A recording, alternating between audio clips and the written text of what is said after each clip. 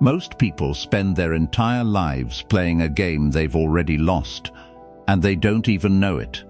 You wake up, you grab your phone, and within 30 seconds, you've handed the keys to your brain over to a bunch of strangers on the internet. You're reacting, you're chasing, you're worried about a world that doesn't even know you exist. But what if I told you there's a way to become completely untouchable? What if there's a single shift in how you handle your first 20 minutes that could save you 10 years of running in circles? Look, I spent a decade grinding my gears, thinking that being busy was the same thing as being successful. I was the guy answering emails at 6 a.m., stressed out before I even had a cup of coffee. I thought I was winning. In reality, I was just a leaf being blown around by the wind. I was fragile. One bad text, one mean comment, or one unexpected bill would wreck my entire week. But then I found a way out. I discovered that the world isn't actually trying to crush you, it's just indifferent. It doesn't care about your plans. And once you truly grasp that, you don't get scared, you get powerful. This isn't some toxic positivity or a get-rich-quick morning routine. This is about rewiring your mind so that no matter what the world throws at you, whether it's a promotion or a layoff, a breakup or a breakthrough, you stay grounded. Imagine you're a high-performance car. Most people are driving through life with their emergency brake pulled halfway up. They're wondering why they're smelling smoke and why everyone is passing them. That brake is your ego. It's your need for people to like you. It's your habit of complaining about things you can't change. We're going to release that brake today. I want to talk to you about the ghost in the machine. Think about your mind like a computer. Every morning when you wake up, your operating system boots up. But for most of us, we've got 100 background apps running that are draining our battery. We've got anxiety about 2 p.m. meeting running. We've got resentment toward my ex running. We've got comparing myself to that guy on Instagram running. By the time you actually start your workday, your battery is at 20%. Stoicism, real, raw, street-level stoicism, is the ultimate ad blocker for your brain. It teaches you how to force quit those apps so you can use all your processing power on what actually matters. There's a specific way to view your morning that turns you from a victim of circumstance into an architect of your reality. Think about the last time you got genuinely angry. Maybe someone cut you off in traffic. In that moment, did you choose to be mad? Or did the anger just happen to you? If it just happened, you're not in the driver's seat. You're a passenger in your own body. That's a terrifying way to live.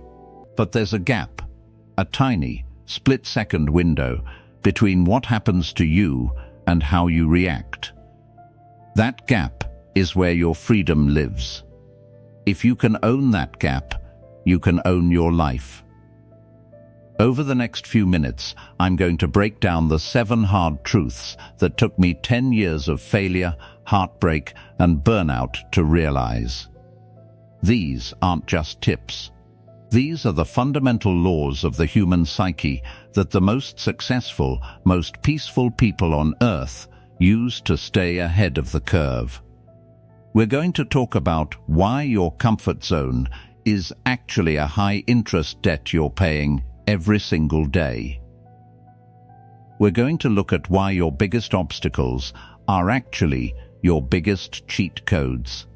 And most importantly, I'm going to show you how to build a mental fortress that no one, not your boss, not your bank account, and definitely not your own self-doubt, can break into.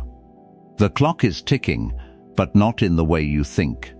You don't have forever to figure this out. Every sunrise you waste reacting to the world is a brick in the wall of a life you're going to regret later. So, let's stop the bleeding.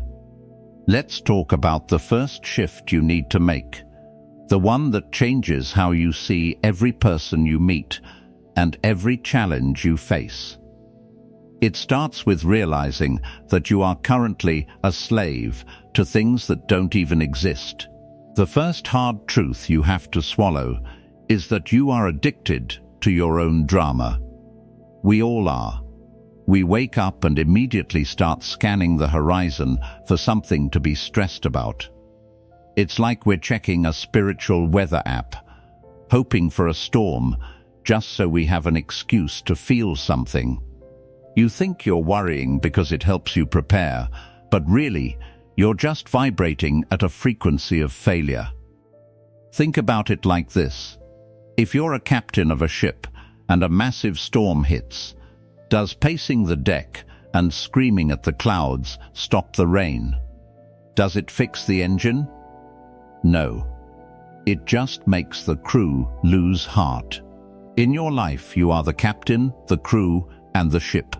When you let outside chaos dictate your internal state, you're basically jumping overboard and wondering why you're drowning. Stoicism teaches us the dichotomy of control, which sounds like a fancy college term, but it's actually the ultimate life hack. It's the art of aggressively ignoring everything that isn't your business. And guess what? Most of the stuff you're losing sleep over isn't your business. The economy, not your business. What your neighbor thinks of your car, not your business. The weather, not your business. The only thing that belongs to you, the only thing you actually own, is your next thought and your next action. That's it. Everything else is preferred indifference. It's nice if it goes your way, but if it doesn't, it shouldn't be able to touch your soul. I remember a time when I lost a major client. I'm talking rent is due and the fridge is empty kind of loss. My old self would have spent 3 days under the covers, doom-scrolling and blaming the universe. But instead, I sat down and asked one question. Is there anything I can do about the fact that they left? The answer was no. The contract was signed. They were gone. So, why would I spend even one more second of my life force being miserable about it? That misery wouldn't bring the money back. It would only steal my energy to find the next client. This is the secret of the wall. Imagine you're building a brick wall. Most people are trying to build the whole wall at once. They're looking at the empty field and getting overwhelmed by the scale of it. They're worried about whether the wall will be tall enough or if people will like the color. A Stoic just focuses on laying one single brick as perfectly as a brick can be laid. That's it. You don't have to win the year. You don't even have to win the day. You just have to win this next 5 minutes. When you win the next 5 minutes, you gain momentum. And momentum is the most dangerous weapon in the world. When you have momentum, obstacles don't stop you. They get crushed by you. But you can't get momentum if you're constantly looking back at the ground you already covered or looking too far ahead at the mountain peak. We live in a culture of outrage porn. We are constantly being fed reasons to be offended, scared, or jealous. The algorithm is literally designed to keep you in a state of emotional instability, because stable people are hard to sell things to. Stable people don't need retail therapy. Stable people don't need to click on rage bait headlines. By reclaiming your attention, you are committing an act of rebellion. You need to start treating your mind like a high-end nightclub. You wouldn't just let any random person off the street walk into the VIP section of your life, would you? So why do you let any random trashy thought walk right in and take a seat? You need a bouncer at the door. Every time a thought comes knocking, I'm not good enough, everything is going wrong, I'm falling behind, your bouncer needs to check its ID. Ask it, are you useful? Are you true? Do you help me lay the next brick? If the answer is no, kick it to the curb. This leads us to the second lesson, which is even more uncomfortable. Your needs are actually just wants in a cheap suit. We think we need a certain salary to be happy. We think we need a certain person to love us to feel worthy. We've tied our happiness to 1,000 tiny strings held by other people. We've made ourselves puppets. True power is when you cut those strings. It's when you realize that you could lose everything tomorrow. Your job, your house, your reputation, and the you that matters would still be intact. You'd still have your character. You'd still have your ability to choose how to respond. When you stop needing the world to be a certain way, you finally become free to enjoy it exactly as it is.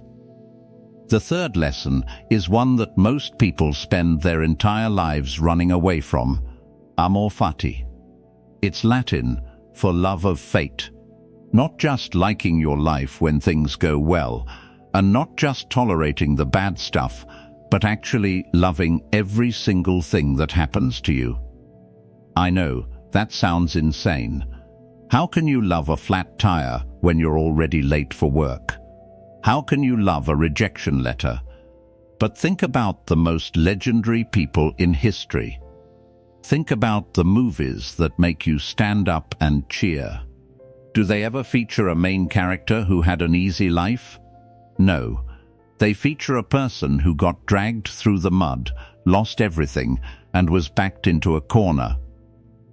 We love those stories because the obstacle was the very thing that forced the hero to grow. Without the villain, there is no hero.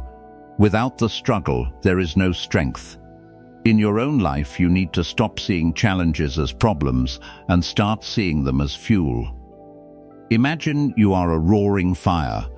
A weak fire gets blown out by a gust of wind, but a massive bonfire, it wants the wind, it wants the logs thrown on it.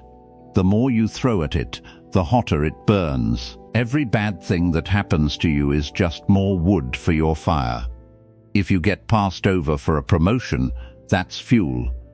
It's an opportunity to sharpen your skills or find a place that actually deserves you. If someone talks behind your back, that's fuel. It's a chance to practice being so secure in yourself that the opinions of small people don't even register on your radar. The biggest trap we fall into is the if-only trap. If only I had more money, I'd be happy. If only I lived in a different city, I'd be productive.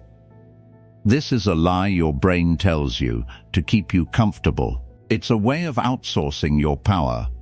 You're basically saying that your happiness is a hostage held by your circumstances. But a Stoic knows that the perfect time is a myth. The only time that exists is right now, and the only place that matters is where your feet are currently standing. You have to realize that most of the things we suffer from are imaginary. We suffer more in our own minds than we ever do in reality. Think about a time you were terrified to have a difficult conversation. You spent 3 days playing it out in your head, imagining the worst-case scenarios, feeling your heart race, losing sleep. Then, when you finally had the talk, it lasted 5 minutes, and it wasn't even that bad. You put yourself through 3 days of hell for a 5-minute problem. You were a volunteer for your own misery. That's why the fourth lesson is so vital, memento mori. It's the ultimate perspective shifter. You are going to die. I'm not saying that to be dark or depressing. I'm saying it to wake you up. We live like we have 1,000 years in the bank. We spend hours scrolling through nonsense, days holding on to petty grudges, and years working jobs we hate to buy things we don't need. We act like time is an infinite resource. It's not. It's the only thing you're spending that you can never ever make back. When you truly internalize that your time is limited, You stop sweating the small stuff. You realize that being upset because someone cut you off in traffic is a massive waste of your precious life currency. You wouldn't take $100 bill and set it on fire just because you were annoyed, right? So why do you take an hour of your life, which is worth infinitely more than $100, and set it on fire by being in a bad mood? Death isn't something that happens in the distant future. Death is happening right now. The time you spent listening to the last few sentences is time that is now dead and gone. You're dying 1 minute at a time. Once you understand that, you don't become afraid, you become intentional. You start saying no to the things that don't matter so you can say a massive yes to the things that do. You stop waiting for someday to be the person you want to be. You start being that person today, because someday isn't guaranteed on any calendar. The fifth truth is the one that separates the leaders from the followers, and it's a tough pill to swallow. No one is coming to save you. We grow up watching movies where a hero swoops in at the last second, or we wait for that one lucky break that's going to fix our bank account, our health, or our relationships. We spend our lives in a waiting room, looking at the door, hoping the universe is finally going to call our name. But here's the reality. The door is already open, and the room is empty. You're waiting for a permission slip that was never required. The Stoics called this self-reliance. It's the realization that while you can't control what happens to you, you are 100% responsible for how you handle it. Responsibility isn't a burden, it's the greatest gift you've ever been given. Because if the problem is out there, if it's the government, the economy, or your boss, then you're a victim. You're powerless. But if the problem is how you perceive and react to those things, then the solution is in here. And you have total control over in here. Stop blaming your childhood, your genetics, or your environment. Are they real factors? Sure. But using them as an excuse is like being in a sinking boat and complaining about the hole instead of grabbing a bucket. The water doesn't care whose fault the hole is, it's just going to keep coming in. You can either be right about whose fault it is, or you can be dry. Choose to be dry. This leads us directly into lesson number 6. The obstacle is the way. This is the core of the Stoic mindset. Most people see a roadblock and think, well, I guess I have to turn around. A Stoic looks at the roadblock and says, this is the workout I needed. If you want to build muscle, you have to lift heavy things that resist you. If there was no resistance, there would be no growth. Your life is exactly the same. That difficult person at work? They are your gym for practicing patience. That financial setback? That's your masterclass in resourcefulness. That failure? That's your tuition for wisdom. When you shift your perspective from why is this happening to me to how is this happening for me, your entire world changes. You stop being a person who survives life and start being a person who uses life. You become like a master alchemist, turning the lead of daily bees into the gold of character. Most people are looking for a life with no stress, no pain, and no challenges. They're looking for a flat road. But flat roads don't make skillful drivers. If you want to be the kind of person who can handle anything, you have to stop praying for an easy life and start praying for the strength to endure a difficult one. Think about the Inner Citadel. Marcus Aurelius, the most powerful man in the world at his time, talked about building a fortress inside his mind, a place where he could retreat to find peace, no matter if there was a plague, a war, or a betrayal happening outside. You build that fortress brick by brick. Every time you choose logic over emotion. Every time you choose discipline over impulse. Every time you choose to do the right thing, even when no one is watching and there's no immediate reward. The world is always going to be messy. There will always be people who don't like you, things that break, and plans that fail. If your peace of mind depends on the world being tidy, you will be anxious until the day you die. But if your peace comes from your own character, from knowing that you can handle whatever comes through that door, then you are truly invincible. You don't need the storm to stop. You just need to know how to sail the ship. Lesson number 7 is the one that hits the hardest because it calls out our biggest lie, the waiting for motivation trap. We've all been there. You tell yourself you'll start that project when you feel like it. You'll hit the gym when you're inspired. You'll fix your life when the energy is right.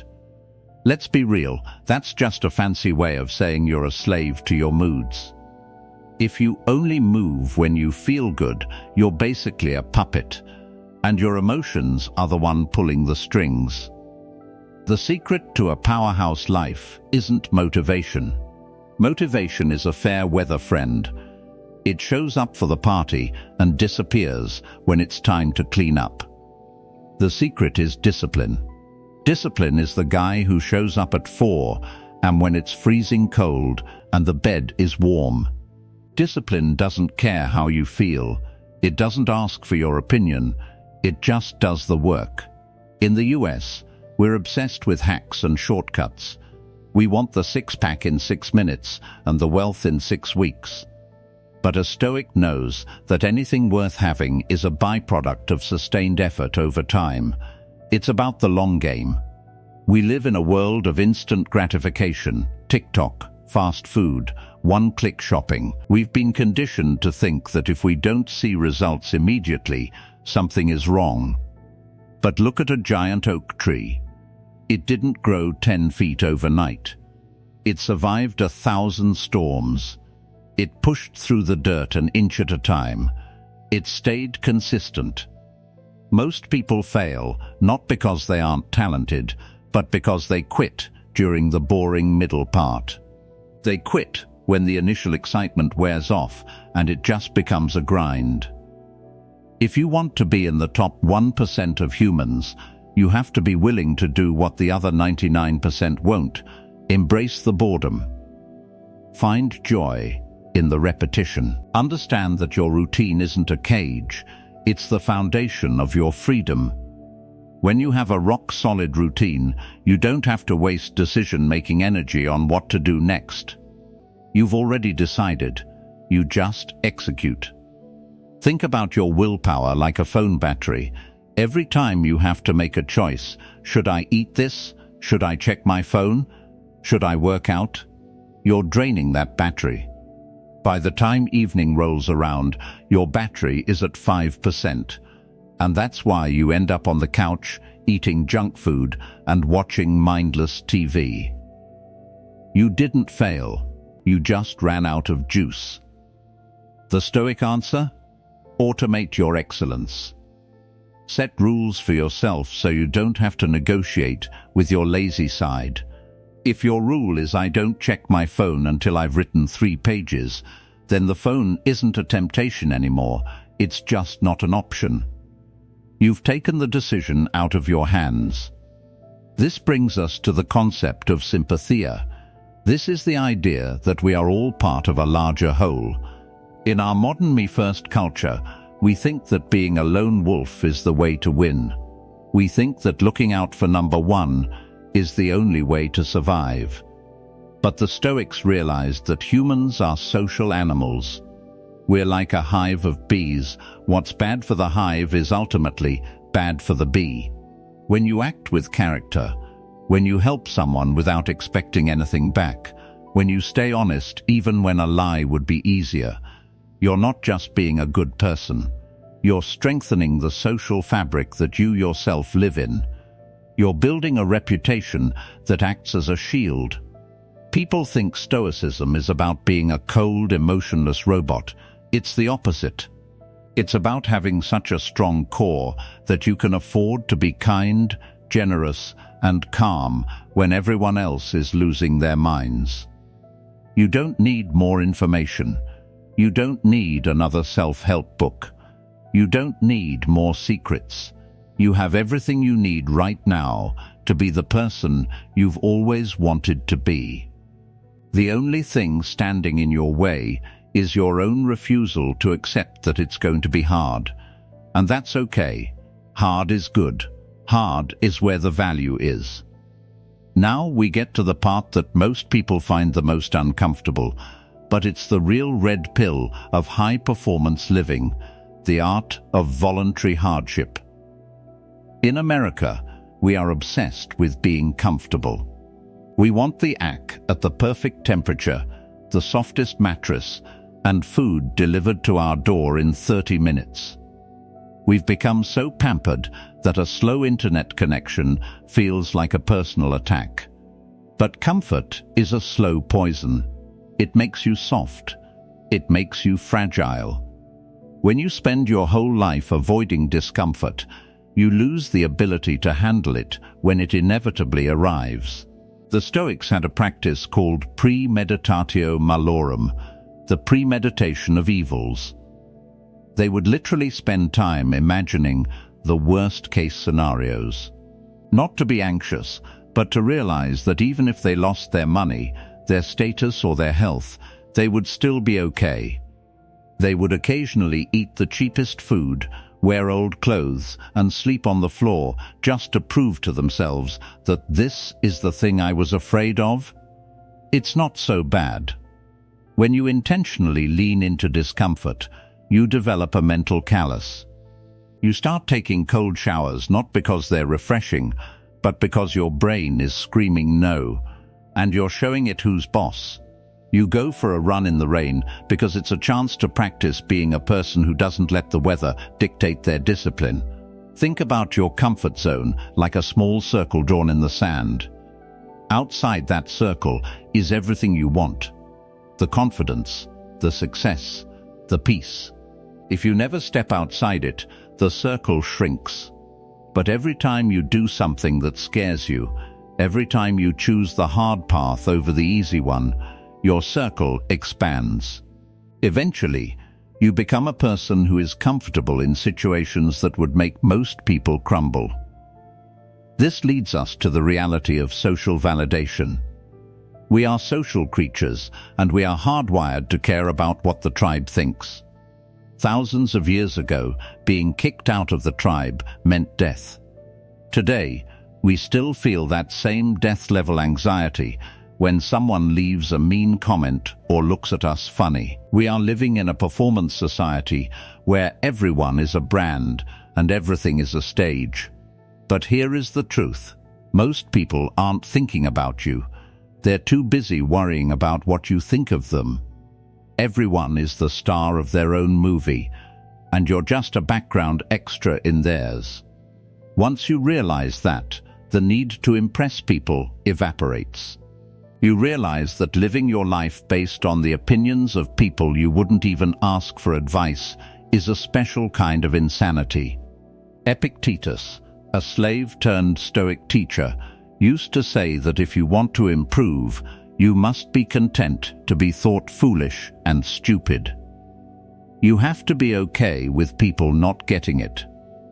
When you start waking up early, working on your side hustle, or practicing these mental shifts, your friends might make fun of you. They might call you intense or tell you to just relax. They aren't trying to help you, they're trying to protect their own comfort. Your growth is a mirror that shows them their own stagnation, and they don't like what they see. A Stoic doesn't get mad at them. You don't argue. You just keep laying your bricks. You don't explain your philosophy, you embody it. Your results will do the talking for you. You have to decide, do you want the applause of the crowd, or do you want the respect of the person in the mirror? Because you rarely get both. The crowd loves mediocrity because it's safe. The person in the mirror knows what you're truly capable of, and they won't be satisfied with just enough. We've covered a lot of ground today, but none of it matters if you don't understand this final, crushing reality. The version of you that you're dreaming of is currently being buried by the version of you that you're tolerating. We all have this ideal self in our heads, the one who is disciplined, calm, and successful. But that person doesn't exist in the future. They are a possibility that exists right now, in this very second. The only thing standing between you and that person is your own addiction to later. You think you have time to get it right.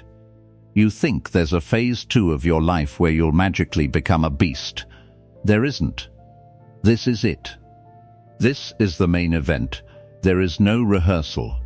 Stoicism isn't about being fine with things. It's about being effective. It's about looking at the chaos of the world and deciding that you will be the eye of the storm. It's the realization that while you can't control the wind, you can absolutely adjust your sails. You've spent years letting other people pull your strings. You've let your bank account decide your mood, your boss decide your worth, and your phone decide your focus. Isn't it time you took the wheel? Everything we've talked about, controlling your reactions, loving your fate, remembering your mortality, it all boils down to one thing: ownership. Own your mistakes. Own your time. Own your silence. When you stop making excuses, you start making progress. The world is full of people who are trying. Don't be one of them. Be the person who does. Remember, the morning is your training ground. When you wake up tomorrow, the world is going to try to distract you. Your brain is going to tell you to stay in bed. Your phone is going to scream for your attention. That is your first battle. Win that one, and the rest of the day falls like dominoes. Lose that one, and you're playing catch-up for the next 16 hours.